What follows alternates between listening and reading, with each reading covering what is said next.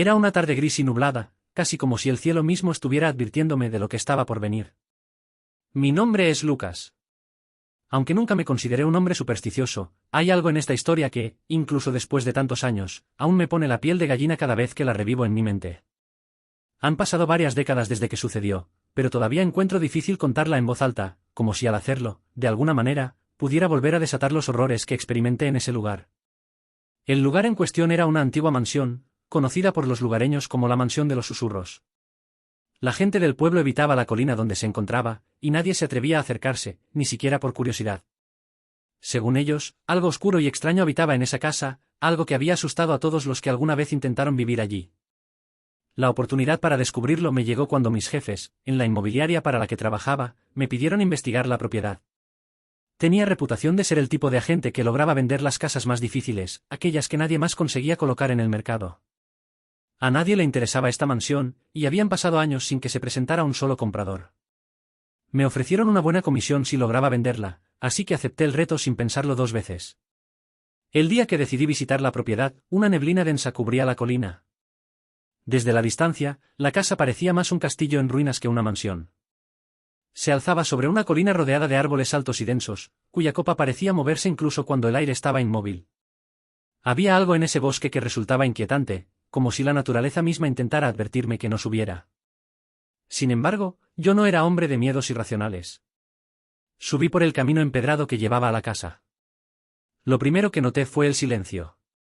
Un silencio antinatural, opresivo, que hacía que incluso mis propios pasos resonaran de manera extraña. Casi como si el lugar mismo absorbiera el sonido. La mansión estaba en un estado deplorable, sus paredes cubiertas de musgo, las ventanas rotas y la puerta de madera apenas se mantenía en pie. Parecía que el tiempo había intentado reclamar el lugar, pero había fracasado. Ni siquiera los animales parecían querer habitar allí. Al abrir la puerta principal, un crujido profundo resonó, como si la casa no hubiese sido perturbada en mucho tiempo. El interior era aún más desolador.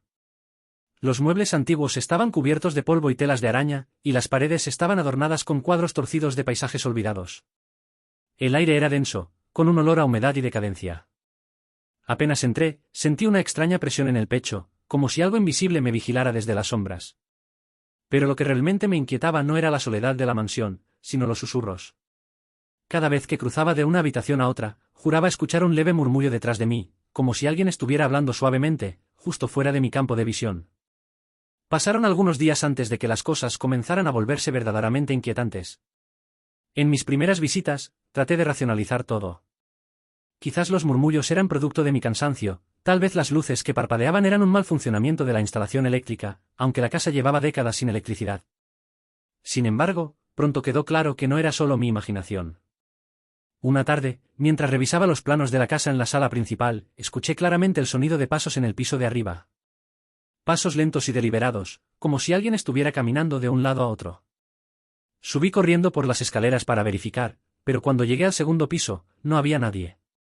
El pasillo estaba vacío.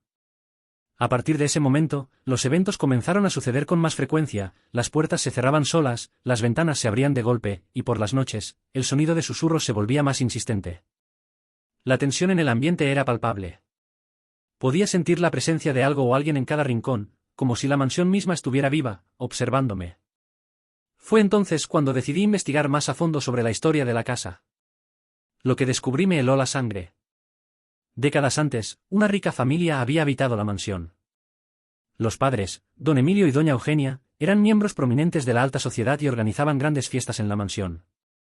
Sin embargo, la alegría que mostraban al mundo ocultaba un secreto oscuro: su hija, Isabella, sufría de una grave enfermedad mental. Los rumores en el pueblo eran perturbadores. Decían que Isabella, en su juventud, había mostrado comportamientos erráticos y violentos.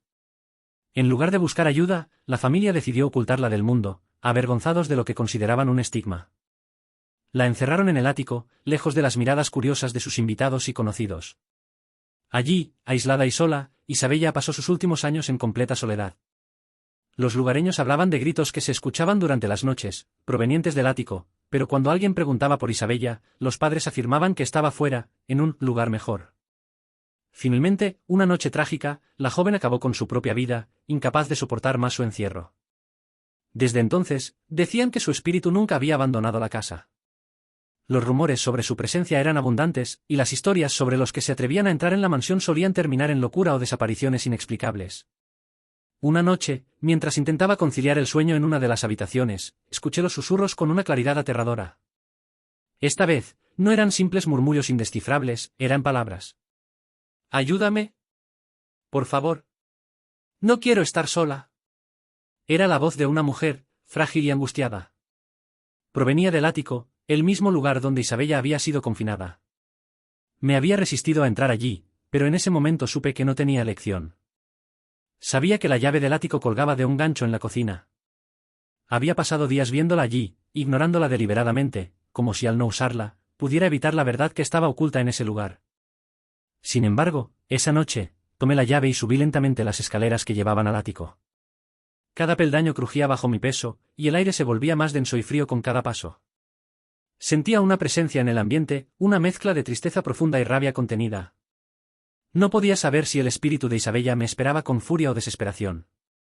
Finalmente, abrí la puerta del ático. Allí, bajo una capa de polvo acumulada durante años, encontré el pequeño espacio donde Isabella había pasado sus últimos días. El ático estaba vacío, salvo por una pequeña cama vieja y un espejo roto en la pared. La luz de la luna se filtraba débilmente por la única ventana, proyectando sombras largas y distorsionadas. Fue entonces cuando la vi. Una figura borrosa emergió de las sombras, justo frente al espejo. Al principio, no podía ver más que una silueta, pero conforme mis ojos se ajustaron a la oscuridad, pude distinguir sus rasgos. Era una mujer joven, su cabello oscuro y desaliñado caía sobre su rostro, ocultándolo parcialmente. Estaba de pie, inmóvil, aferrándose a los barrotes de la ventana, como si aún estuviera encerrada en ese espacio reducido. Giró lentamente la cabeza hacia mí, y aunque no podía ver su rostro con claridad, sentí el peso de su mirada. Su dolor, su desesperación y su rabia eran palpables. Los susurros se convirtieron en gritos, llenando la pequeña habitación con una energía que me atravesaba el cuerpo. No podía moverme. Estaba completamente paralizado por el miedo. Sentía su dolor, su necesidad de ser liberada de su prisión eterna. En medio del caos, entendí lo que quería. No buscaba venganza. No quería hacerme daño. Solo quería ser libre.